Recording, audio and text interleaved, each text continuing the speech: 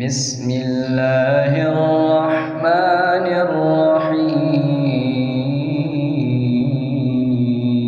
الرحيم. الرحمن علم القرآن خلق الإنسان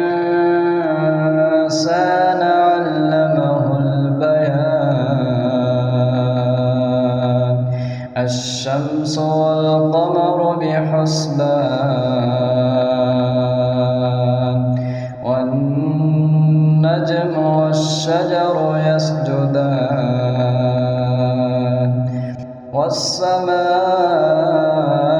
والسماء رفعها ووضع الميزان ألا تطغوا في الميزان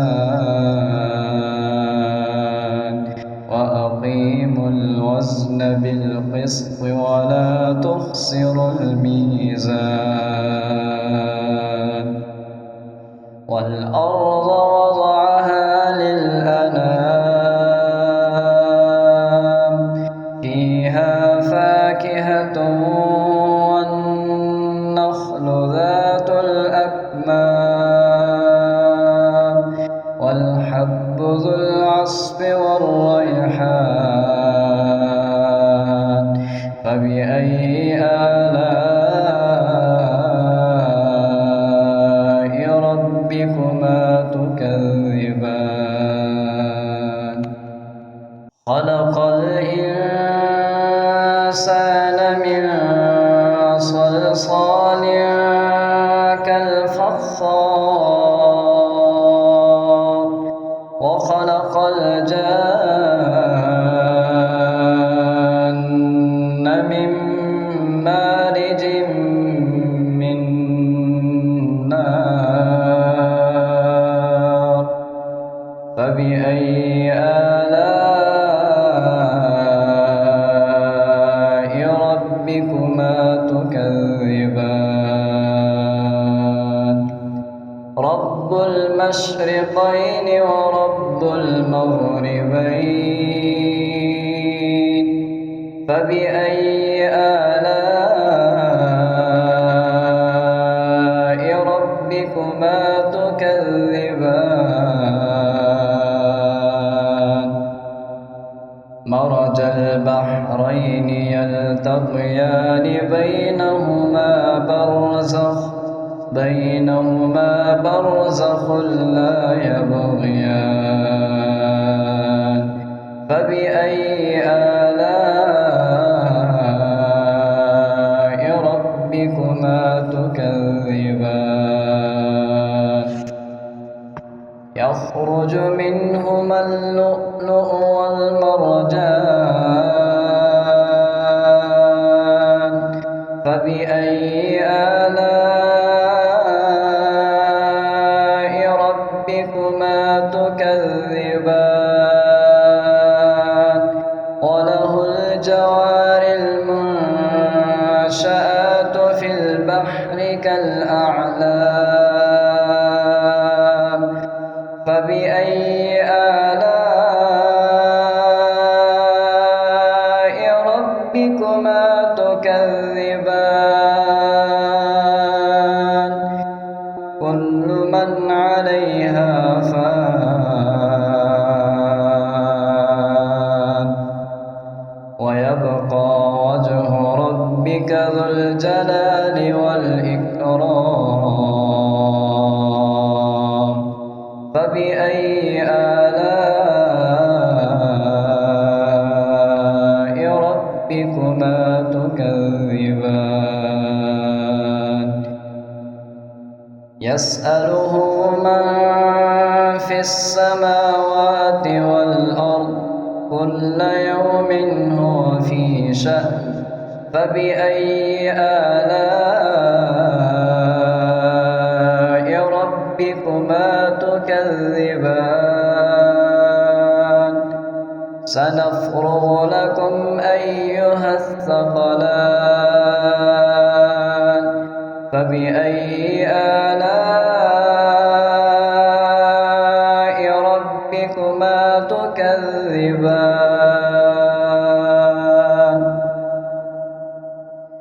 يا معشر الجن والإنس إن استطعتم أن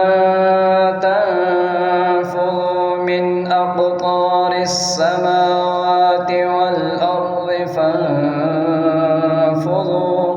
لا تنفذون إلا بسلطان فبأي آلاء ربكما تكذبان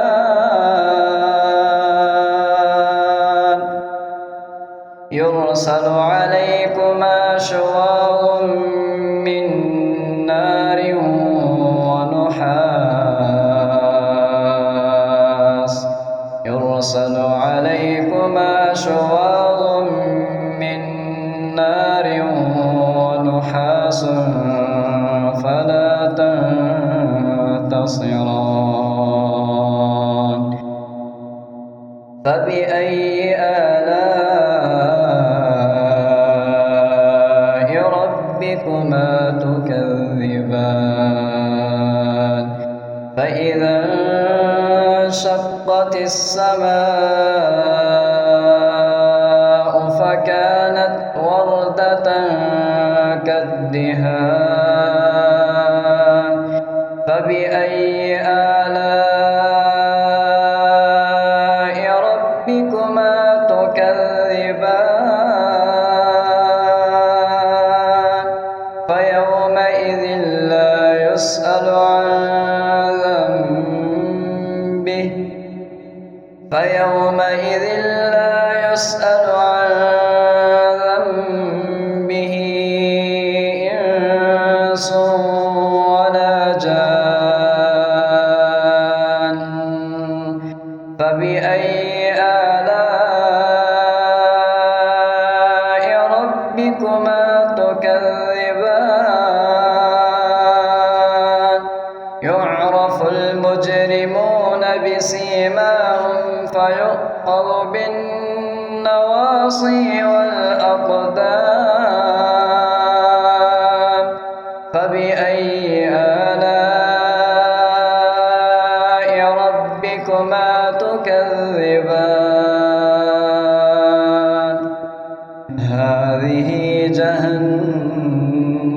التي يكذب بها المجرمون يطوفون بينها وبين حميم آن فبأي آلاء ربكما تكذبان ولمن خاف مقام ربه جنتان فبأي آلاء ربكما تكذبان ذواتا أفنان فبأي آلاء ربكما تكذبان فيهما عينان تجريان فبأي آلاء ربكما تكذبان فيهما من كل فاكهة زوجان فبأي آلاء ربكما تكذبان متكئين على فرش بطائنها من استبرق وجنى الجنتين دان فبأي آلاء ربكما تكذبان تكذبان فيهن قاصرات الطرف لم يطمثهن إنس قبلهم ولا جان فبأي آلاء ربكما تكذبان كأنهن الياقوت والمرجان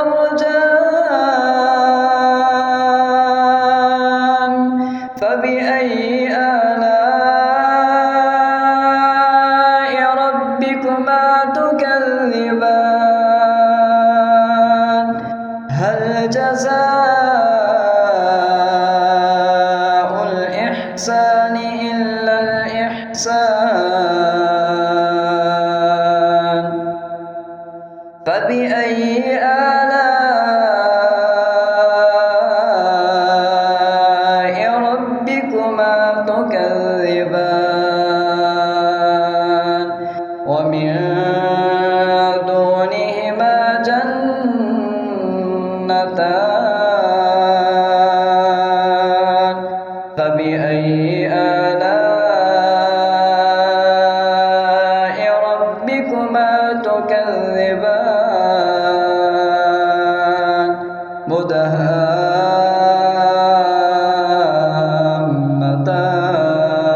مدهامتان فبأي آلاء ربكما تكذبان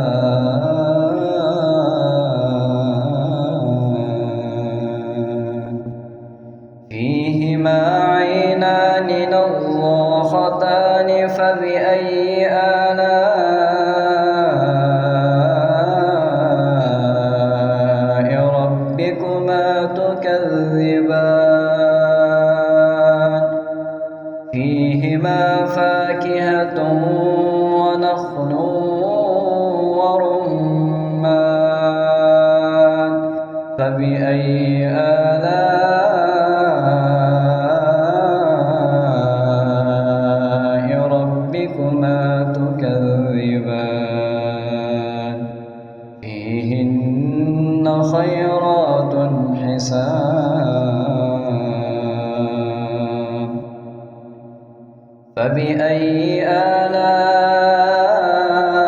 آلاء ربكما تكذبان حور مقصورات في الخيام فبأي آلاء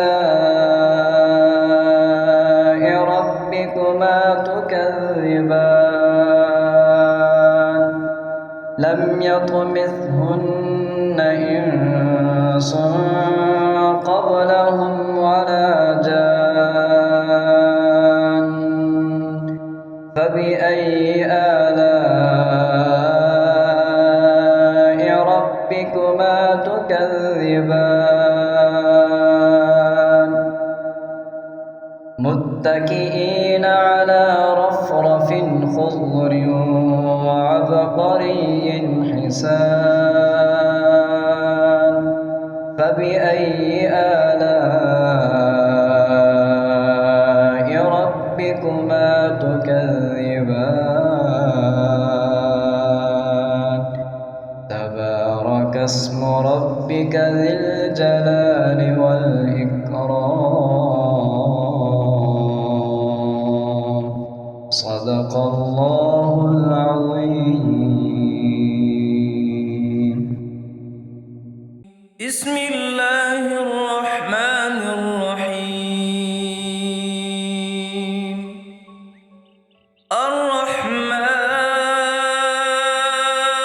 الرحمن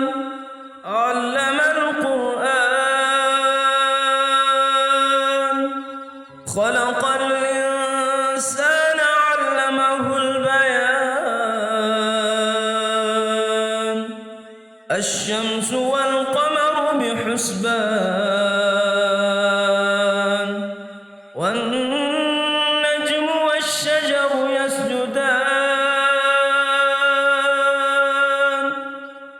والسماء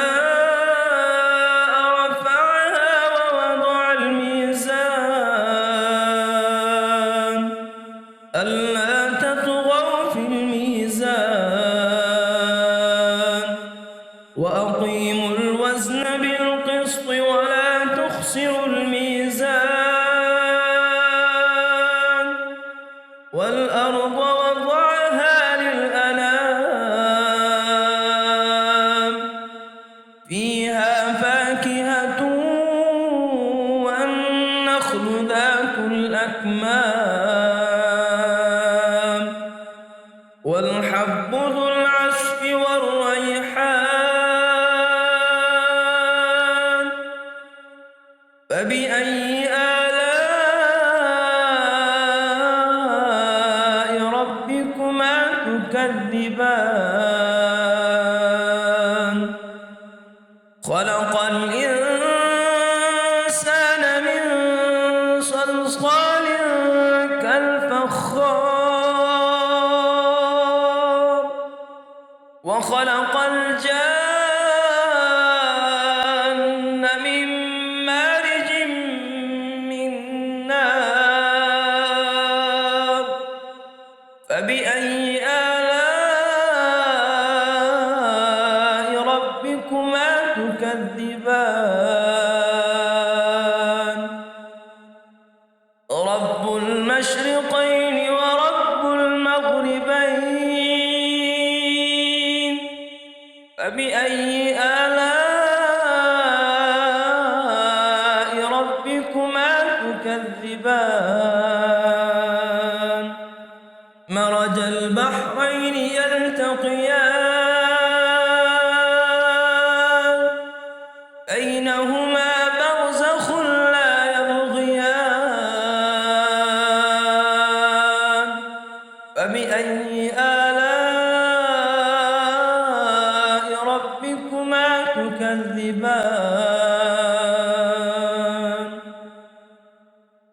يخرج منهما اللؤلؤ والمرجان فبأي آلاء ربكما تكذبان وله الجوار المنشآت في البحر كالأعلام فبأي آلاء ربكما تكذبان كل من عليها فان ويبقى وجه ربك ذو الجلال والإكرام فبأي آلاء ربكما تكذبان يسأله من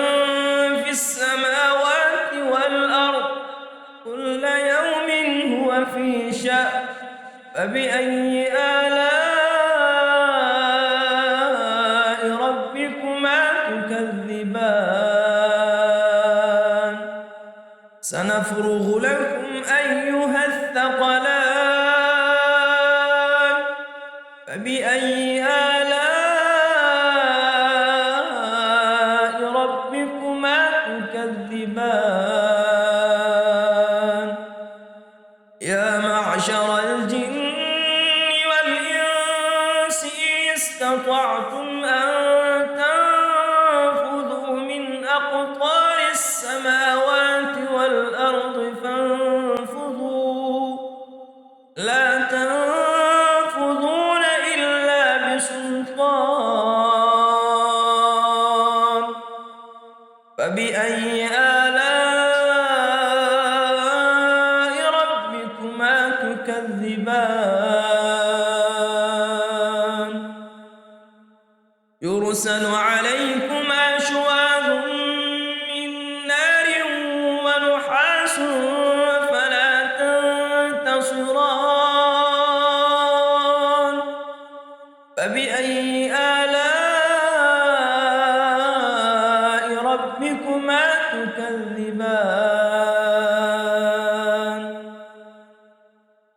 فإذا انشقت السماء فكانت وردة كالدهان فبأي آلاء ربكما تكذبان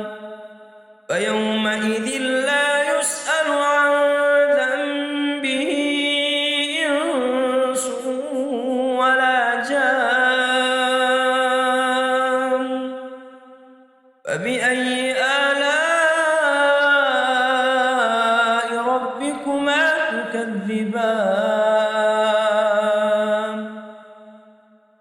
يعرف المجرمون بسيماهم فيؤخذ بالنواصي والأقدام فبأي آلاء ربكما تكذبان هذه جهنم التي يكذب بها المجرمون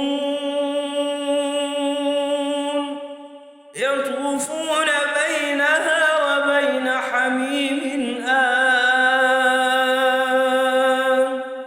فبأي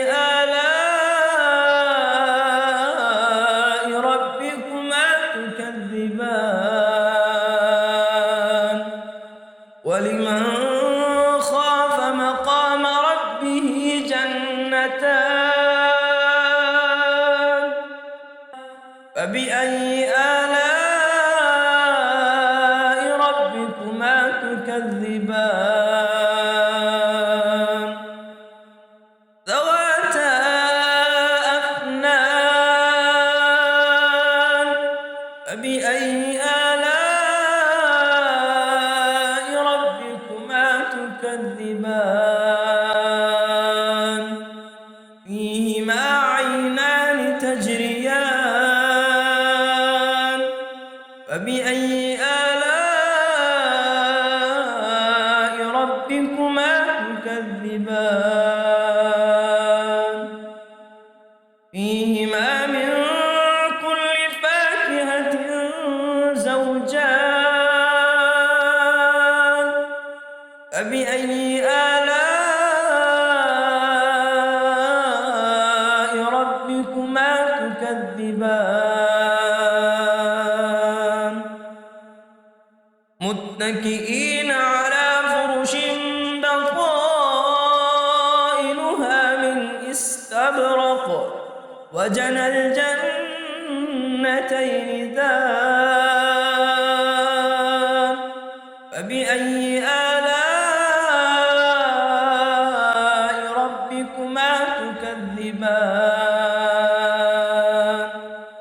فيهن قاصرات الطرف لم يطمثهن إنس قبلهم ولا جان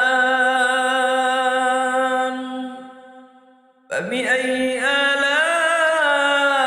آلاء ربكما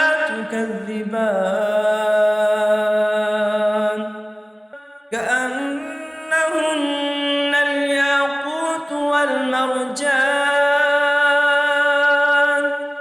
فبأي آلاء ربكما تكذبان هل جزاء الإحسان إلا الإحسان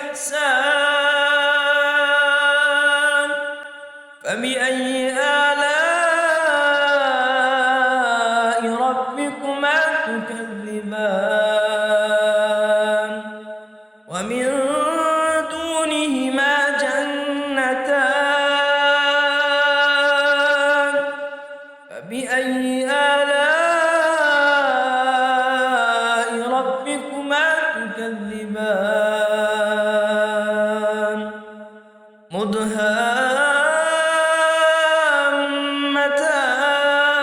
مدهامتان فبأي آلاء ربكما تكذبان فيهما عينان نضاختان فبأي آلاء ربكما تكذبان فيهما فاكهة ونخل ورمان فبأي آلاء ربكما تكذبان فيهن خيرات حسان فبأي آلاء ربكما تكذبان حور مقصورات في الخيام فبأي آلاء ربكما تكذبان لم يطمثهن إنس قبلهم ولا جان فبأي آلاء ربكما تكذبان متكئين على رفرف خضر وعبقري حسان فبأي آلاء ربكما تكذبان تبارك اسم ربك ذي الجلال والإكرام بسم الله الرحمن الرحيم ياسين والقرآن الحكيم إنك لمن المرسلين على صراط مستقيم تنزيل العزيز الرحيم لتنذر قوما ما أنذر آباؤهم فهم غافلون لقد حق القول على أكثرهم فهم لا يؤمنون إنا جعلنا في أعناقهم أغلالا فهي إلى الأذقان فهم مقمحون وجعلنا من بين أيديهم سدا ومن خلفهم سدا فأغشيناهم فهم لا يبصرون وسواء عليهم أنذرتهم أم لم تنذرهم لا يؤمنون إنما تنذر من اتبع الذكر وخشي الرحمن بالغيب فبشره بمغفرة وأجر كريم إنا نحن نحيي الموتى ونكتب ما قدموا وآثارهم وكل شيء أحصيناه في إمام مبين واضرب لهم مثلا أصحاب القرية إذ جاءها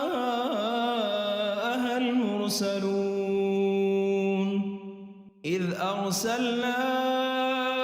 إليهم اثنين فكذبوهما فعززنا بثالث فقالوا إنا إليكم مرسلون قالوا ما بشر مثلنا وما أنزل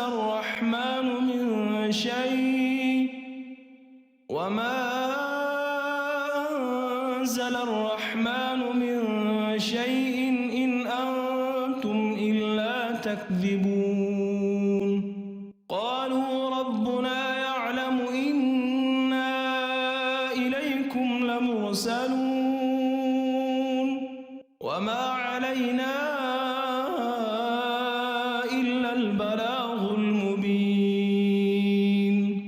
قالوا إنا تطيرنا بكم لئن لم تنتهوا لنرجمنكم وليمسنكم منا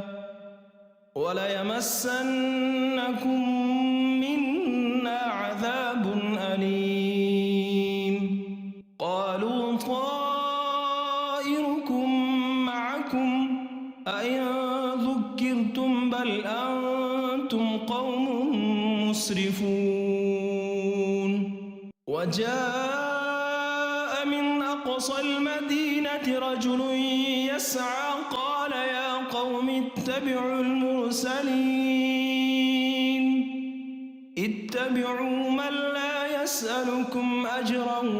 وهم مهتدون وما لي لا أعبد الذي فطرني وإليه ترجعون أأتخذ من دونه آلهة إن يردني الرحمن بضر لا تغن عني شفاعتهم شيئا ولا ينقذون إني إذا لفي ضلال مبين إني آمنت بربكم فاسمعون قيل ادخل الجنة قال يا ليت قومي يعلمون بما غفر لي ربي وجعلني من المكرمين وما أنزلنا على قومه من بعده من جند من السماء وما كنا منزلين إن كانت إلا صيحة واحدة فإذا هم خامدون يا حسرة على العباد ما يأتيهم من رسول إلا كانوا به يستهزئون ألم يروا كم أهلكنا قبلهم من القرون أنهم إليهم لا يرجعون وإن كل لما جميع لدينا محضرون وآية لهم الأرض الميتة أحييناها وأخرجنا منها حبا فمنه يأكلون وجعلنا فيها جنات من نخيل وأعناب وفجرنا فيها من العيون ليأكلوا من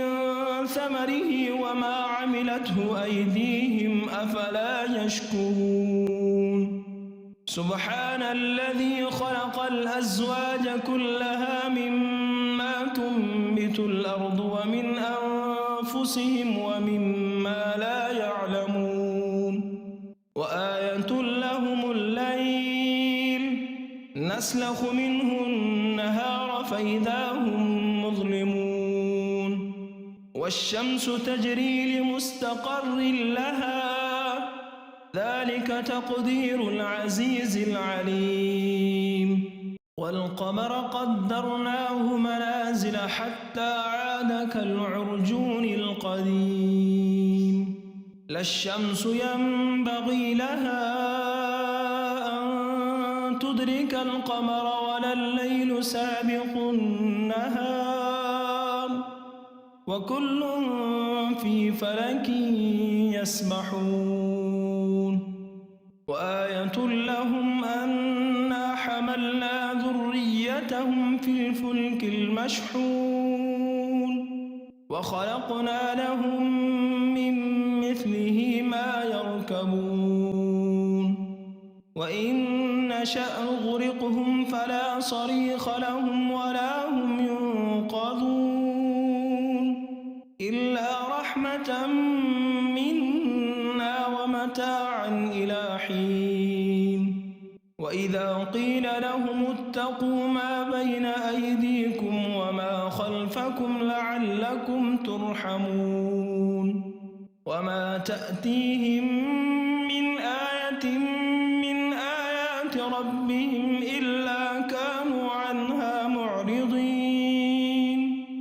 وإذا قيل لهم أنفقوا مما رزقكم الله قال الذين كفروا للذين آمنوا أنطعم من لو يشاء الله أطعمه إن أنتم إلا في ضلال مبين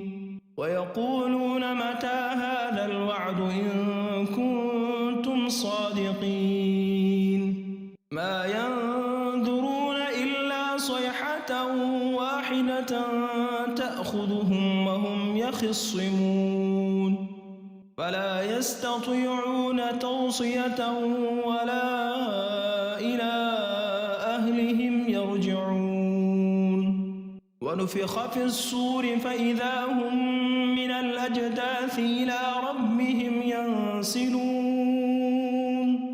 قالوا يا ويلنا من بعثنا من مرقدنا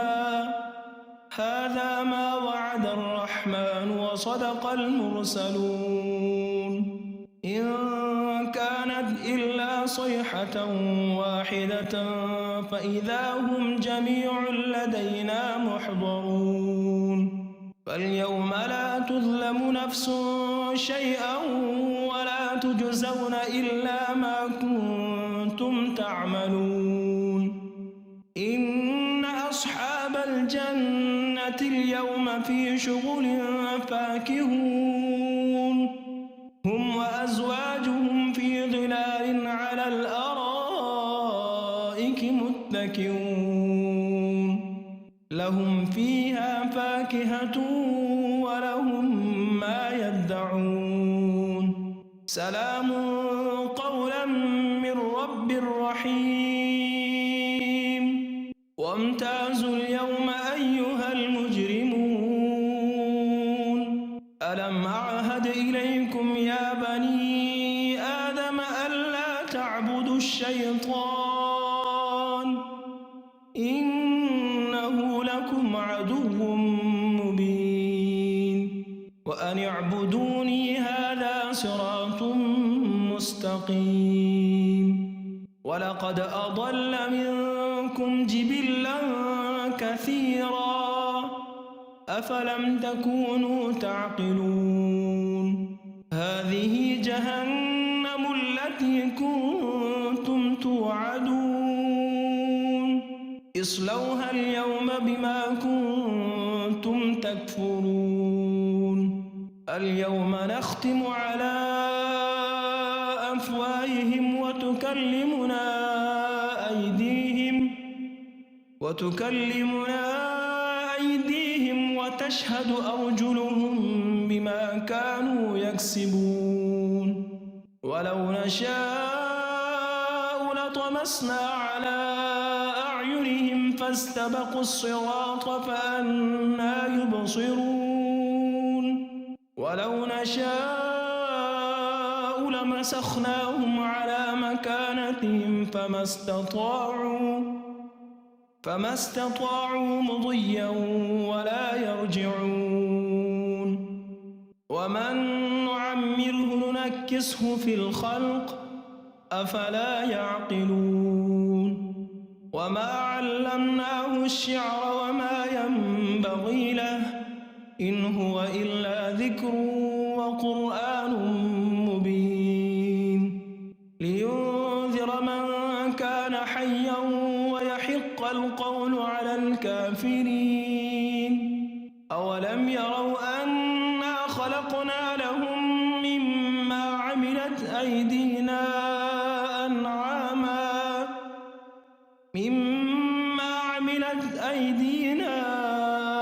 أنعاما فهم لها مالكون وذللناها لهم فمنها ركوبهم ومنها يأكلون ولهم فيها منافع ومشارب أفلا يشكرون واتخذوا من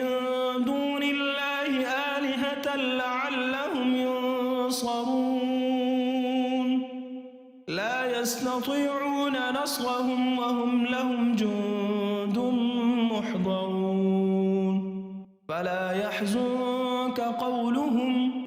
إنا نعلم ما يسرون وما يعلنون أولم ير الإنسان أنا خلقناه من نطفة فإذا هو خصيم مبين وضرب لنا مثلا ونسي خلقه قال من يحيي العظام وهي رميم قل يحييها الذي أنشاها أول مرة وهو بكل خلق عليم الذي جعل لكم من الشجر الأخضر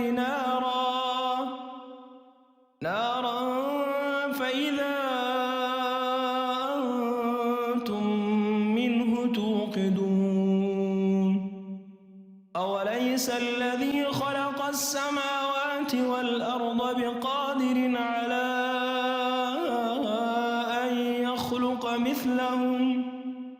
بلى وهو الخلاق العليم إنما أمره إذا أراد شيئا أن